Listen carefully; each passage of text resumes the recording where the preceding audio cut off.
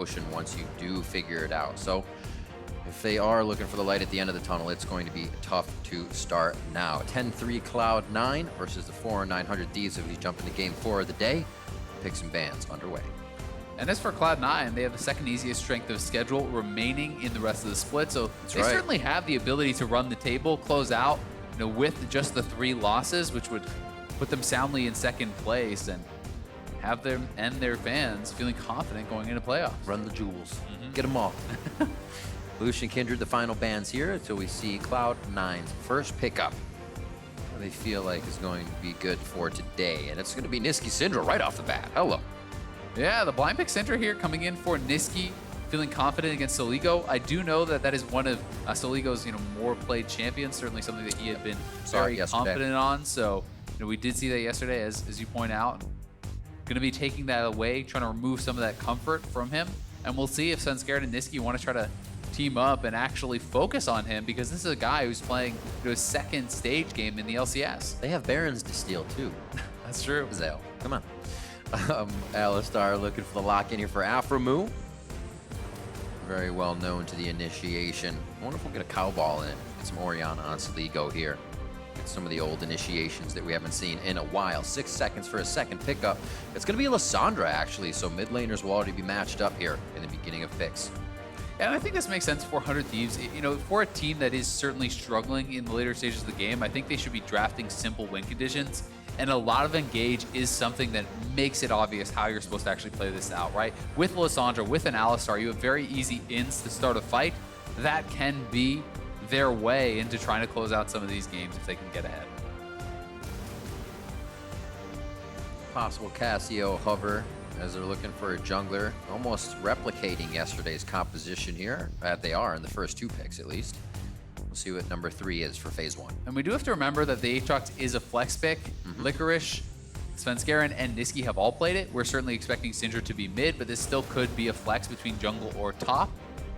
And we do know that the Galio is very likely going to be support. One of the things that C9 has done, though, in the past is sometimes not draft a really good way into the fight for Galio. They're using it more almost defensively. We saw them struggle with that against TSM, where they were really having trouble against this poke composition, getting in throughout that game. And the only real way in that game was a Kindred and an Aatrox for the Galio to ult into. So it'll be interesting to see if TSM wants to draft in something that, rather C9, drafts in something that can kind of dive forward and give Galio that way to follow up for the initiation, or if they want to use it purely defensively against all of this dive that is being drafted here from 100 Thieves.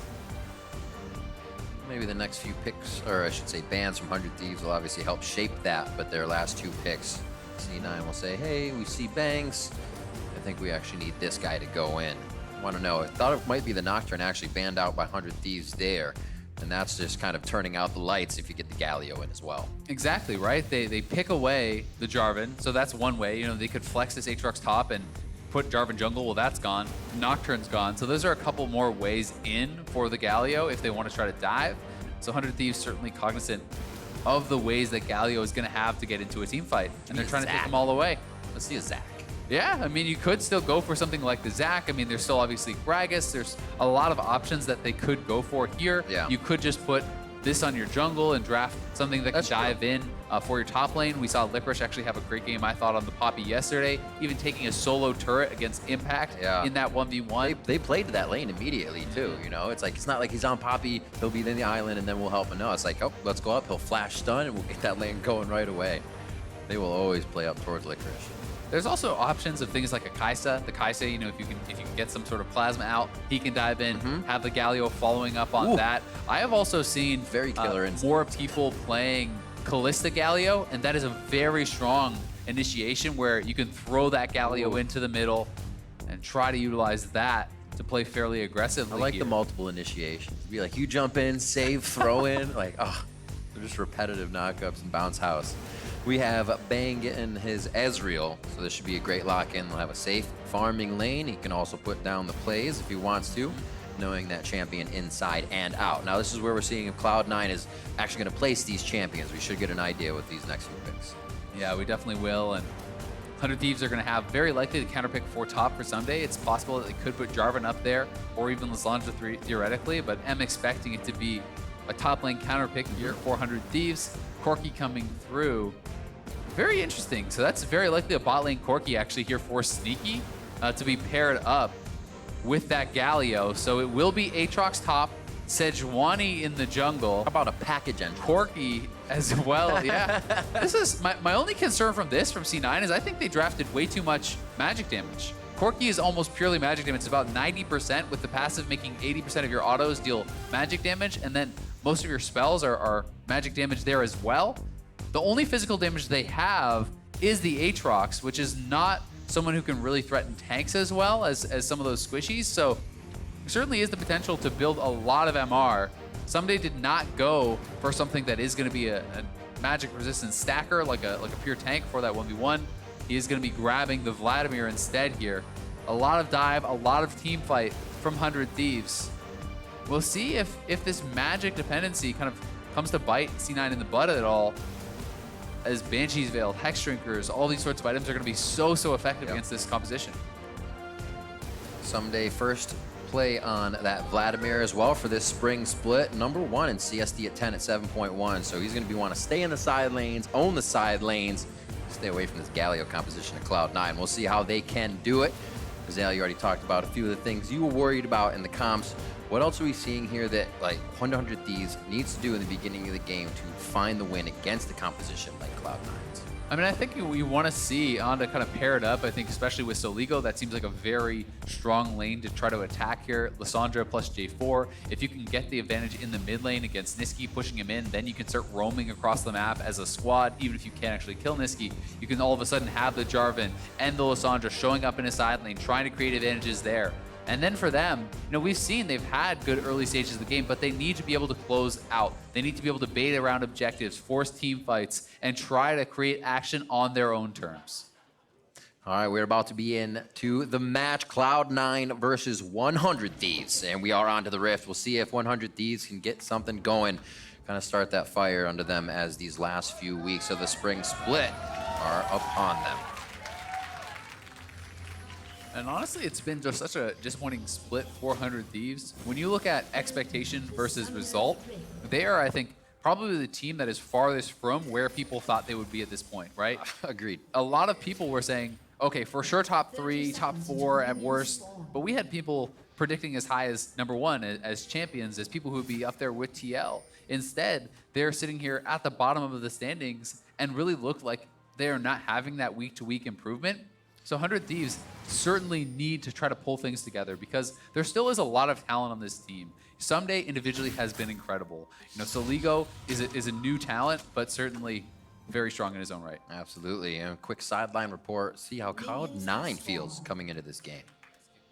Thanks, Riv. I'm here with Reaper. Reaper, just have to ask you, we've seen Corki in the mid lane a few times, but what about Corki bot lane here for Sneaky? It's a sneaky thing. He loves Corki, but And one thing that Azael actually brought up that I found interesting is that there is quite a lot of magic damage in this comp. So are you worried about that at all in this draft? no, not really. They are not tanky or right? Yeah, they are not tanky or other than Alistar, but it's Alistar anyway. Best of luck, Big Brain, as always. Back to you guys at the casting desk. It'll be interesting. It'll be interesting to see if these guys do go tanky, right? Because while there isn't necessarily the pure tank, we've been seeing a lot of tank Jarvan. You know, you certainly could get something like an adaptive. You know, Hex Drinker is going to be very efficient. QSS, Banshee's Veil, perhaps on Ssumday and Soligo. It doesn't always have to be, you know, pure tank. But to his point, you know, they're not checkmated by something like a Mundo or a Maokai who's going to be immune to death later in the game. We did see Jarvan for the last game of Cadian building the Knight's Vow. Not that he'd want to for against magic resistance, but yeah, it could go for that tanky build-up. Onda here starting on the bottom scuttle. His top is being grabbed by Svenskeren, so all things according for both teams to start off. Actually, Svenskeren is going to try a little bit of an invade here. Onda's going to get there late, and we see a bit of a tussle on the bot side as level 2s are hit at the same time. It'll be really interesting to see how Sneaky is actually going to play out this kind of matchup with the Corki. You know, theoretically, he is also another way in for the Galio in the team fights. If you have package, you can potentially dive deep. Yeah, have the Galio that's what I'm waiting for. to kind of back you up there.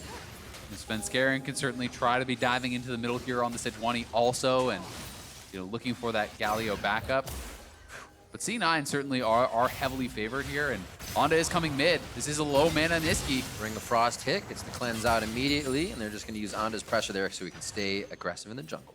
Yeah, that is still a really good gank, because even just forcing out that cleanse means the potential for a repeat gank is that much higher, right? You may not get anything happening just now, but as Soligo resets, if they can set up a repeat gank, try to kill off Nisqy early, that could be a way into what I was talking about earlier on, to getting Soligo that lane advantage, to then taking that and bringing that to the side lanes and expanding that pressure across the map. Eyes are kind of on Soligo. What will he be able to do in place of Huhi? Have that Lissandra for late game. Can he be the control mage that 100 Thieves needs? Ssumday pressuring up. Onda's here for the counter gank to see if Svenskeren wants to get into a fight. He's still in the jungle. He's focusing on getting the levels so the team can get to the fight phase, use this Galio and the rest of the composition. And you can see Licorice going for the Comet here. This is kind of more just about poke. You hit that Q if you actually land the knockup. That does hit confirm your Comet to land, so it is fairly strong. But this is nothing crazy. You know, he's not going to ignite Aatrox. He's going to have a lot less kill pressure as a result. But I'm going to be interested to see how much he wants to build for the pure 1v1. You do in solo queue especially see a lot of people rushing things like just early executioners, which can be very, very effective against the Vladimir, because in those extended trades, it becomes very hard for the Vladimir to actually withstand. You know, he's very cooldown gated. He doesn't have a really high consistent DPS. It's more kind of in these bursts, and he relies on the healing from his Q and his ultimate to keep him alive. So be interested to see if Licorice goes for it. Ssumday pinging out the ward, top side. So it could be a different entry for Onda if he decides to go lane. His jungle needs to be cleared bot though, so we will not see any. We saw Soligo pushing out Nisqy and not actually biting into a low mana Nisqy. I like that. He wasn't tricked. Svenskeren was right in the back pocket of Nisqy to make the play, and Soligo just said, you know what, I'm actually going to ward, because I think this is a trick, and I'll have vision if whoever's going through mid lane. Sneaky down to 200 HP. Aphromoo's there, but they can't take a lockdown. They're now on to Zeyzal. As Sven comes around the wing. Vision's there, so Bang's able to back off, and the potion is on just in time, but Onda's in for a little too long now. The back and forth, thinking everybody's going to make it out alive, and they stay for the last moment. Yeah, I couldn't tell if Onda just missed the Flag and Drag or got interrupted on it, but either way, Bang was already running out. Yeah. This is one of those cases where it seems like the team is not on the same page. They're not communicating, as Onda is going in, Bang is running away. It ends up costing the jungle flash here, which could have potentially been used to actually kill off Nisqy, who is now down without a cleanse. So you're removing a lot of that pressure that J4 would otherwise have, because he has the ability to go for these flag and drag flash knockup plays, and really that is going to reduce so much of that lane pressure he'll have. Licorice getting a few good hits in. Doesn't want to feel this Crimson Rush though. It's going to sting. Attacks back. Chains go down, but he cannot get the same pool of Ssumday pulled back in here. So even up on CS. Now we'll watch this replay on the bot side, how everything transpired. Yeah, it looked like it was starting off very, very well. You can see Sneaky getting very low, but Zeyzal doing a great job hitting the full combo onto Bang. But Bang has no help. There's no intention of him actually going forward. And then looked like it was an interrupt, I think, on that flag and drag. So well timed there by Svenskeren to actually stop that. Does cost into his flash. And shouldn't have been staying up that far forward when his AD was already out of there. Sven piecing everything together. Bombing Syndra as well. You just get a little bit more off of this Mountain Drake before you can get back. Not gonna take it just yet. They want vision control, it appears, towards that bot side. A good push by Nisqy in the mid lane is allowing Cloud9, however, to roam with power and numbers even before 10 minutes here in the game. As we just see Ssumday pushing top side. Licorice still up in CS there as he's farming nicely. All quiet, really, on the home front to start. Just a little bit of a fight in the bot side with no one going down. Only summoners. Oh. Like, are you really going to fight me? Yeah. There's the ultimate. I didn't think anybody had the damage to do it, but it looks like they want to actually flex muscles in the mid lane. Push up there, and this might be what it's for. They want to take Soligo out of this situation for blue buff. Great pressure by Sven. Zeyzal be in the block and bodyguard there, and they're going to be able to deny that blue from Soligo. That seemed like a bit of a weird claw to take there from Soligo, and he wasn't. His jungler wasn't around. He didn't really have kill pressure at all, so he went in, eats the ultimate. Nisqy gets more of that lane pressure himself as a result, and is starting to push him in. Farm pretty even overall though, but Svenskeren and the bot lane, the fact that they had that advantage down there, they were able to invade, take away the blue buff, and C9 pretty strong in these early stages, though it is a very even game. Seeing the mid CS 66 to 56, so not too bad for the substitution mid laner on the side of 100 Thieves. One connect, possibly the second one, just out of chain range for Ssumday. He gets himself to safety. Always remember, walk sideways, not out of that chain. Yeah, exactly. Perpendicular to the attack, and you'll always get out. It's so much harder to actually just run straight out the back of it, but Vladimir can use the pool to escape as well, and Ssumday staying safe for now. You can see Licorice at least isn't going to rush the Executioner straight up. He is just going for kind of the cooldown reduction as fast as he can possibly get it. CDR garage sale, as Flowers would put it. Yep. Going to be picking up probably very likely a Black Cleaver.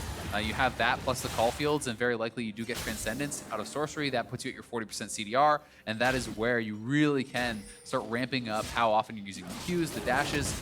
Aatrox really does like that CDR. Same thing here. Ssumday's building up a little CDR health to start off with his Kindle Gem. He's just keeping himself happy in lane. The Crimson Rush, and he's right back in the fight all the time. Sork Boots to start off for Nisqy. Soligo says Merc Treads. I don't want to take as much damage from these ultimates that you're going to be throwing in my face all the time.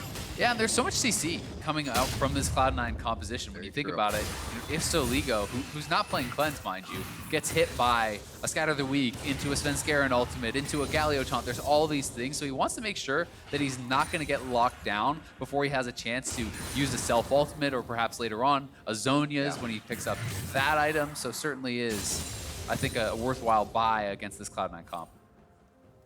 Some forward wards placed by Nisqy. Svenskeren an idea. These forward wards by Soligo, though, keep seeing Svenskeren as he runs across. So they have a little bit more information on what Cloud9 wants to do. Doesn't mean that 100 Thieves can actually act on that yet. As you see, C9 easily going to pick up this dragon. But you can see, 100 Thieves are holding fairly even in their early stages, right? The gold is dead even. The only advantage here is likely going to be this dragon for C9. This is not where 100 Thieves struggles. It is the later stages. It is the mid games, how they work together, how they coordinate as a team. Are they on the same page? Is their shot calling on point? And that is where you really kind of have to track them to see, is this team improving? Can they actually challenge C9? Because I'm not surprised that they're able to hold even in the laning phase. They have certainly a lot of individual talent on this squad. Looking around at the monies. Getting out with final purchases. Stopwatches now in hand as 10 minutes comes across that. And waiting for those level 6 press R plays, possibly here in mid lane on Nisqy. They may want to extract that blue buff off his person. Ssumday gets himself safely under turret. Licorice still doing a good job of keeping him kind of staying in lane, not teleporting out. And they're avoiding fights as well. Not that 100 Thieves really wants to teleport out into the Galio fight C9's looking for. But we've definitely seen Ssumday have better days in lane. Yeah, Ssumday going to be, I think, pretty okay with how it's going, though, based on the matchup. Vladimir certainly is one of the weaker early game champs. Oh yeah, and you just get to come in later and say, surprise! Exactly. You get those levels, you pick up the CDR, 9, a level that people point out very heavily because you're maxing that transfusion, but also 13, very, very big for him when you have max QD. Your teamfight damage is massive, and there's Ezreal putting out some damage himself, proccing that W. Anytime you can actually proc the W with Q ult, really anything, you are going to be able to put out quite a significant amount of burst, and Bang is a good amount of farm ahead of Sneaky down here on the bottom side, having a comfortable time and scaling up with this tier. Sneaky special, as we heard Reaper say, he just likes it. I guess that's good enough to play it in composition here, coming into week 7 in the end of day 2. Yeah.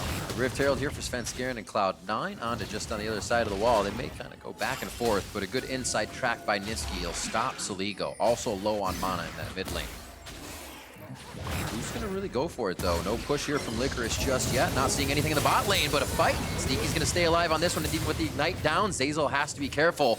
And a low Aphromoo getting out with ult on. Onto low, going down. Nice hit by Soligo. Saves Onda's life, but the auto attacks from Nisqy are enough, as he can't get far enough away. Soligo now to run away. Rift Herald's going to be going back. Pick up? I believe it spawned. Yeah, they weren't able to actually kill it off, so going to be able to have to just have that reset. And C9 comes out on top there, getting the first blood as the ultimate off Anda, the stopwatch off him, and the flash. So expensive fight. But down on the bottom side, it is 100 Thieves pushing. They are going to be able to pick up 2 turret plates here, as well as stopping that recall from Zeyzal. And Zeyzal, barely was able to actually keep Nisqy alive with a really nice double taunt. So well played by him, but it is 100 Thieves with the bot lane priority. Here is this fight one more time, back up on the top side. Svenskeren just throws the ultimate straight onto, and he has to use the stopwatch very early on as it's a Syndra ultimate coming through. And that was a great scatter of the week as he knocks him out of the flag and drag there. Nisqy making sure that there's no chance they can turn that one around. And Soligo didn't have the mana to really continue the fight. So maybe an ill-advised one to take in the first place, but C9 executes better in the 2v2. Yeah, it's overall that force. Svenskeren was there. We saw Nisqy have the inside track. There's the chain in. Ssumday takes quite a bit of damage as he tries to fight back within the minions.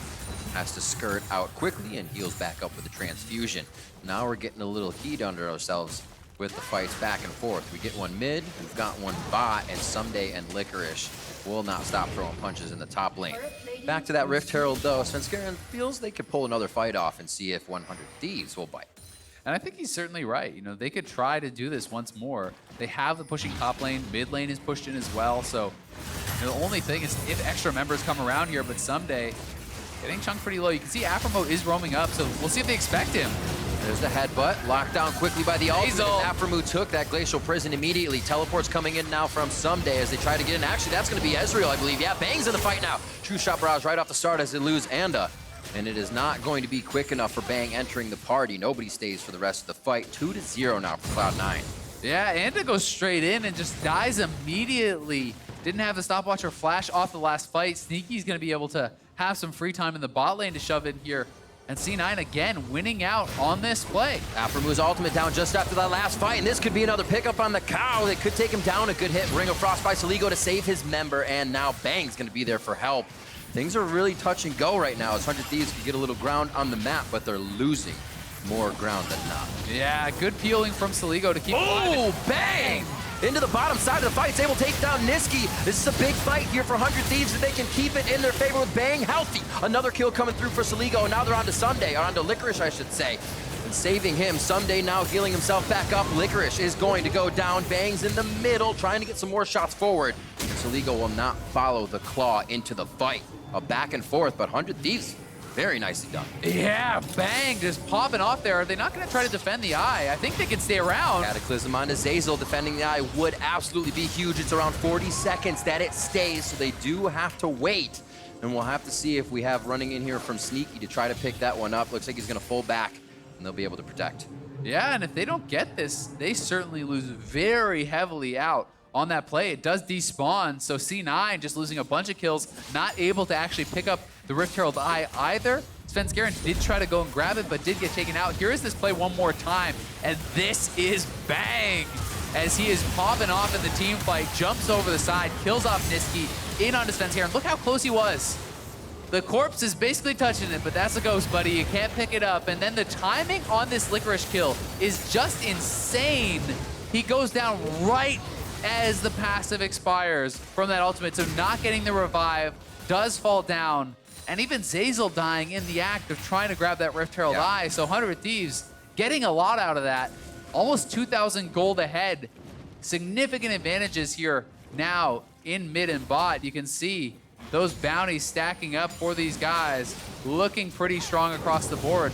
We'll see if C9 can kind of pick those up, or if these guys are going to be able to run away with it. It was the second test. They went right back to Rift Herald and said, 100 Thieves, let's do it again. And 100 Thieves knew exactly what they wanted to do differently. Could have the same situation here. C9 much more hesitant to start this objective. And that really was the difference maker from Bang, right? He had the bot lane priority. Sneaky was pushing in bot, and it looked like originally, okay, well, it looked like Bang has probably wasted his TP, comes up, not able to get anything. I think that Cloud9 expected Bang would have just run straight back to bot. Perfect. And tried to pick up those minions that were being shoved in. Instead, he stayed around, he committed to the extended play, and he does get rewarded for it because they had the extra man there. That's the plays that 100 Thieves needs to see from their individual players this late in the season. Soligo with those Merc Treads keeping himself alive, basically, but he needs to stay out of harm's way. Svenskeren just over the wall, didn't decide to ward, and Soligo lives for another day. Sven in, gonna get some forward wards through as he sees the rest of 100 Thieves retreating. Yeah, and Soligo, despite the Merc Treads, is having a very squishy build here. He went straight for the Ludens, so a lot of upfront bursts. The CDR are going to be very nice there, but this is nothing like a Roa or an early Banshees or anything to kind of keep him safe, and you can see just how much pressure Nisqy has on him with an early ultimate, sending him right back to base and allowing them to grab a dragon. This is also going to put C9 in a very nice position as far as neutral objectives when they do come up later on. This is double mountain now, so that is giving them that much more access to that Baron, to being able to potentially burn that down if 100 Thieves are not tracking that, or if 100 Thieves, lose vision in that area. And C9, I think certainly one of their biggest strengths this split has been their vision control around objectives, shutting teams out once they get an advantage. Soligo trying to orb dodge, but he's actually walking into more, and then the range that would allow Nisqy to even provide more damage. So not working out. And Nisqy just in the head of Soligo right now, saying, I have mid, they'll probably draw pressure. Let's see what we can create across the map. Credit to Soligo, though. He's basically even in farm. He's gotten a couple of kills, and ooh, nice self-ult. And just got a block. We'll be able to back off, but he has played against Bjergsen yesterday, Nisqy today.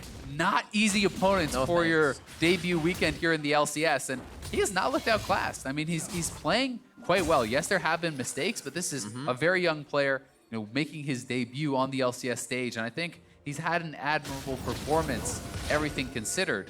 You're coming in on a team that is in last place struggling, and he's looked good. Gonna get taunted off of Svenskeren. Anda and Aphromoo. We're gonna leave, but no. Anda goes in with the Cataclysm. True Shot Barrage not actually doing too much damage as it crosses two members, Svenskeren and Zeyzal. Anda goes in. Aphromoo look like he's in a real sore spot here. Gets slowed one more, but the ultimate's on, so he'll be able to break that CC a little bit easier. Things not going 100 Thieves away there, though. And this gives free time for Ssumday up in the top lane. That was the TP used from Licorice down there to try to support the squad. They weren't able to get anything from it besides, a flash in the ultimate out of the Aphromoo. So Ssumday will get some alone time here, be able to push that in, try to close a bit of that CS gap. And you can see that Licorice has picked up the Executioners, so he is building towards a Death Dance, Executioners, and Black Cleaver. That is a terrifying 3 items to have there on the Aatrox. Sneaky grabs first turret on the bottom side. Bang and Afro have been doing a pretty nice job moving around the map, supporting the squad in other areas, but that does give more free time for Sneaky and making good on that, closing up that gold gap. A lot of times in the past, when 100 Thieves did have that lead, it wasn't in multiple spots. You were seeing one shine. They haven't gotten the entire puzzle to come together. Here, a few of those threats are working out now, where you see Soligo able to provide some damage. Now he's going for the Oblivion Orb. Now we have the Nirvana and that Triforce for Bang, so they definitely have a few more options this time around. They really do, and as we talked about, they have kind of clear ways to play out this composition, right? This is not something super complex where you have to 1-3-1 and do all this fancy stuff. You can just die, right? You have the Lissandra, you have the J4, you have the Alistar, lots of ways in. The Vladimir can follow up. Ezreal has long-range ultimate to follow up on those engages as well, so certainly there is the potential for them to do it. And they are going to have the advantage of the efficiency of magic resistance. You can see a cowl already picked up by Anda. You can see 3 pairs of Merc Treads grabbed up there. I wouldn't be surprised to see some of these other members grabbing some more MR as time does go on. And we'll see if that's going to really come into play at all here in this game. Looks like Sneaky has taken to the top lane now. It's back to laning phase for him with 2 turrets up in one spot. Ssumday's happy to farm back against that. And meets him up top. So they're just playing it slow right now, waiting for these minion waves to get in order. Next Dragon, I should say, is up at 115. Baron's already on the map for a minute and a half here. As Bang continues to farm the mid lane with a little help from Aphromoo. Side lanes are still taken by Licorice on the bot side, though. As they've started to rotate, I wonder who's going to start getting the better of that, Ssumday or Licorice. You can also see that Bang hasn't elected to go straight into a double tier. And he also went Triforce instead of the Iceborne because there is not a lot of physical damage here on this squad. So he's going to kind of go for a higher DPS build there with the Triforce. We'll be interested to see if that third item is going to be straight into... Ooh, his Merc Treads may give him a little bit of help here as well. He gets to the back line, but that's still going to be the front line according to C9. They take down Aphromoo as well. Beat patties all around as Ssumday tries to get a little bit of damage in, but they are just up the creek right now. C9's headed to Baron. That was just straight up disrespect from Bang, shifting forward with all those members around. But Merc gets so punished. Ssumday now in a bad spot. Zeyzal just missing on that taunt of the Durant. And Soligo's gonna say, I got it, don't worry. Flashes out of that one with self-ults on. It's not looking good as they use everything in defense to retreat. They did at least buy enough time kind of with that little foray forward. That Bang is back, Aphro is back, so there shouldn't be a C9 Baron. Right. But it is a lot of summoners down. It is a nice couple kills for them. They picked the bounty up off Bang as well, so going to be feeling good about this. And the initial poke is good. Why are you shifting forward into Sejuani, Galio? And if you're going to do it, then you need to have communicated to your team that you're going to do it, so Aphro or Anda can be standing in front of you so they cannot go for that sort of return play, right? This is just really overconfident there from Bang. A big mistake. He gets punished, loses his life, loses his summoner. C9 going to get a lot off of that. He has a Cutlass as back, so he had a little bit of gold in the pocket there. Zanius is up for Ssumday. A bit of the playmaking ability that 100 Thieves would want in these fights starting to come into those inventories. Bang now playing a little bit safer in these fights, as C9 is going to be looking for those engages over and over. That's the fight they want, right in the mid lane. 100 Thieves gave C9 what they wanted, but now biting back. Nice job getting the Drake out as C9 is recouping from purchase and coming out of base. Yep, we'll see if Bang is going to go into the Blade of Rune King or Gunblade.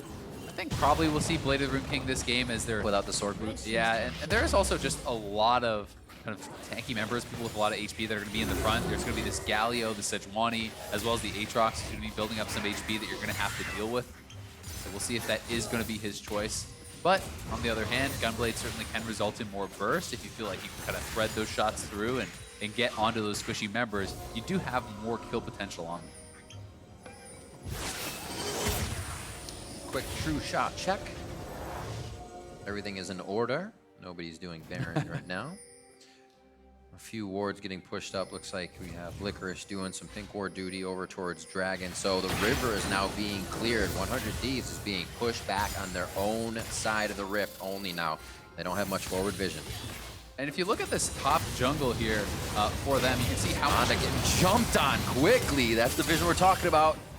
Glacial hits Bang, but he's able to get out of it very quickly. A little bit of a pause and fight there as everybody was holding their breath. We see Aphromoo going down very fast, even with the ultimate on. Now they're on the Anda. Soligo's just on the side. He's going to take the claw into the Ring of Frost, but he's still not able to provide much damage.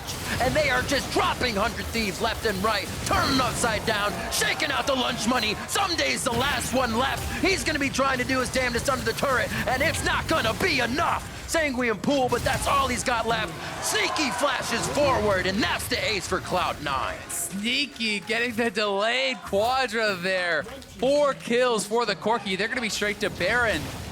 And as I was going to say before they just exploded into that fight, it's off of this vision they have in that quadrant. They're so good at setting these fights up. They have denied so much vision in this area, gotten so many wards into that 100 Thieves red side jungle. They're able to find the fight. They're able to get a clean ace and the Baron.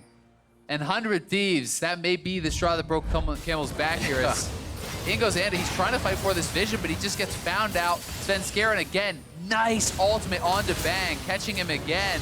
Sneaky comes in. The fight is pretty split here. Aphromoo is just having to retreat, but gets shredded through his ultimate, and then Sneaky diving into the backline.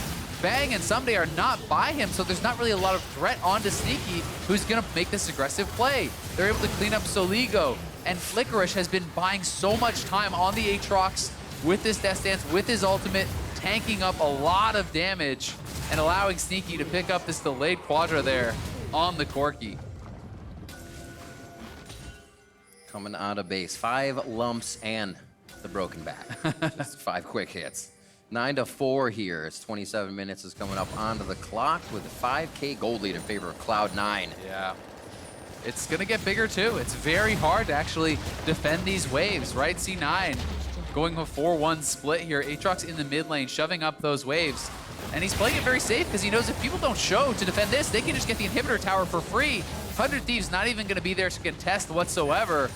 Now the mid lane turret is going to fall here as well, and 100 Thieves has certainly struggled at this point of the game when they have been here before. They have not looked to contest. We'll see if they try to make their stand or if they're just going to bleed out these inhibitors, as the first one almost certain to fall.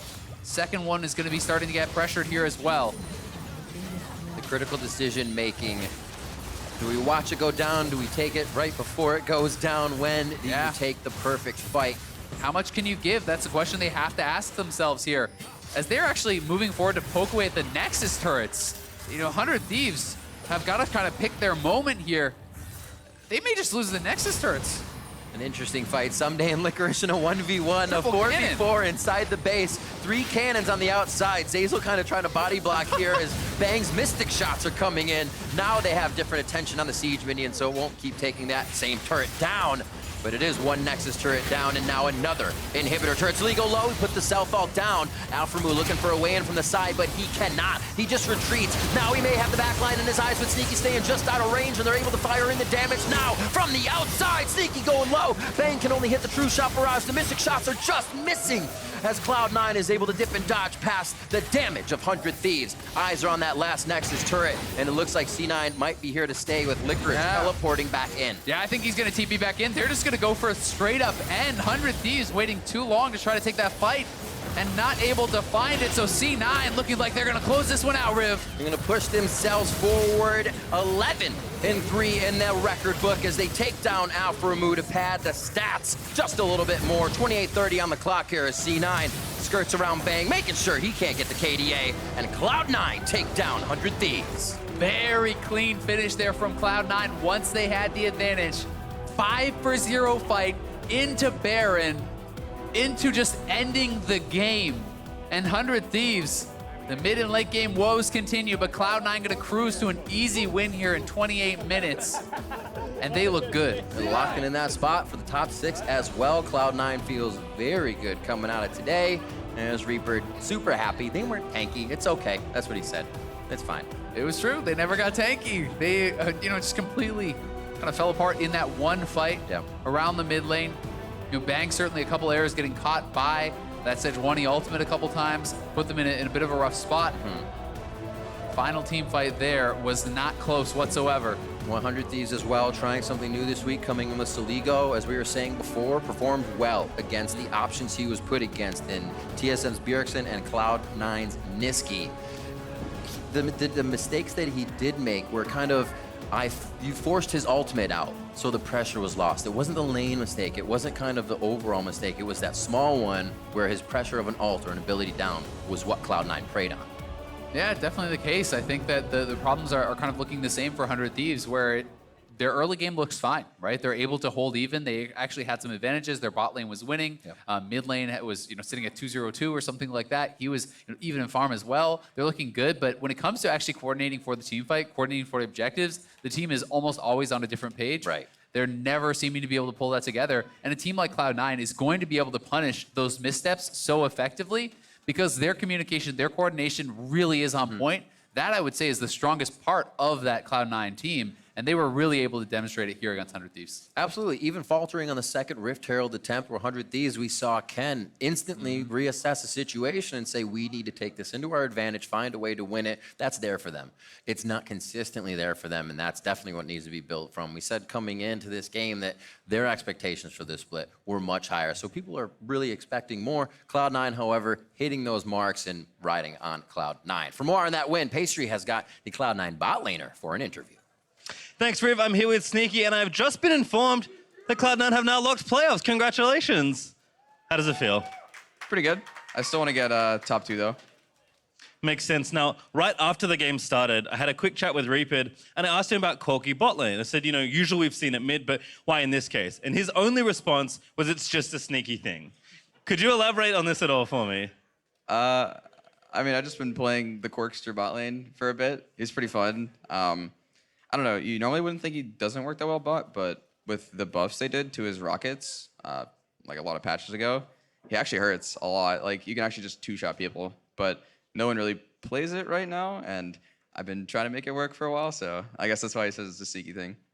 Certainly worked this game, and now reflecting back on your weekend, you played 2 very tough opponents there in the bot lane. Kind of looking back at your games, how do you feel now that you've played both Doublelift and Bang back-to-back? It's not much different, like, no matter who I'm playing, honestly. It's just about matchups. It's like, do we get pushed? Do we get pushed in? Are we winning trades? Are we losing trades? So, yeah, I don't really feel any pressure depending on who we're playing. Well, congratulations on the win this weekend, and thank you very much. For now, we are going to throw it back to the State Farm Analyst Desk. Thank you very much. Pastry time. Sneaky says he feels no pressure. You've played many a game with the guy. What's it like being on a team with him? And have you ever seen Sneaky under pressure, or has he always kind of got that air of ease about him? Well, I mean, how he is on stream is literally just how he is, you know. I don't know how to describe it. He's just a giant meme. He wasn't always that way, you know. I think he could slowly turn into a meme lord over He time. evolved. I'm going to have to blame Meteos on that one, to be honest. He's a very nice, innocent young guy. And the longer he spent time with Meteos, I changed. I don't know, man. That was that clip of him before he went pro on the Tarek, just hard trolling Odd One. That was a pretty throwback, like, you're kind of But that's like trolling in-game rather than in person, right? But now his entire personality is trolling. Well, either way, you heard it there. Cloud9 locks a spot for playoffs. Seeding still to be determined as we move through the final couple weeks of the LCS. But a win here over 100 Thieves, a team that continues to struggle day after day here in the LCS. Yes, 100 troubles. 100 troubles. I like that Nisqy kind of threw down the gauntlet versus Soligo. Saw him play Syndra last game. First picked it, like, show me what you got. Pick something into it. And he picked Lissandra, and I think actually did okay relative. He ended up 2-0-1 with equal gold at like 15 minutes, so I think he was doing fine. I'm going to have to say this is one of those things where you look at the stats and it seems fine, but He if was you down actually pressure. watch the game, he never passed the mid lane line. Like, you can look at his proximity past mid lane, and it was just never there. And Jensen's had pressure the entire time. And then we play this one clip of where 100 Thieves actually kills C9, and honestly, C9 can't do this. Like, we were watching this replay, and we're like, hey, what could C9 have done differently to secure this mechanically? And the only thing they could have done was not be here. I mean, these are the kind of plays that against a better team, you lose the game. Like, giving up a Herald like that, you just gave 4 kills away against a composition that, if played properly, can legitimately duel you quite well with a very powerful Ezreal, since he no longer has to go with the Frozen Fist, goes with the Trinity Force. And these are the things I want to see Cloud9 clean up. Like, Zeyzal, you're going back in. What are you trying to do? You're trying to sneak the Herald back? It's already gone. Yeah, so misplay there by Cloud9. Good capitalization from 100 Thieves. Want to jump back to your forward percentage point. 9.2% out of Soligo. That is quite low for a mid laner in terms of forward percentage. So Right. exactly that, not really achieving much. The stats look good, but he had no mana entire lane phase, never roamed, and just no.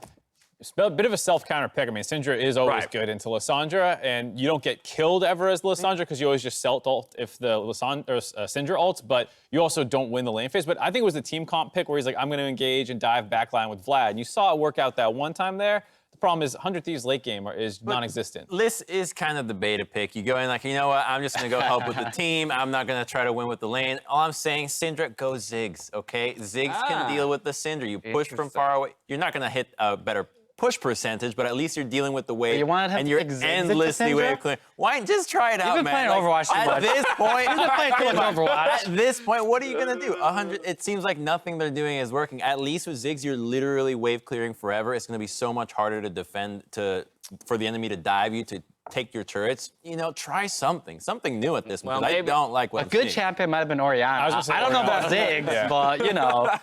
Well, maybe somebody will pull one of those two out in the coming games, but I do want to dive into that kind of more macro or higher level point around 100 Thieves and what they're doing in mid to late game. And we have a couple micro examples that we want to jump into here to kind of talk about the team and the miscoordination, miscommunication, or whatever it is that, you know, kind of is, befalls this team here once they get into the mid to late game. So let's dive right in. And Hai's going to take the main point here, but this is for everyone on Reddit. Flaming Bang for shifting in. Watch what happens here after Syndra stuns. And Hai made a really good point about what should have happened.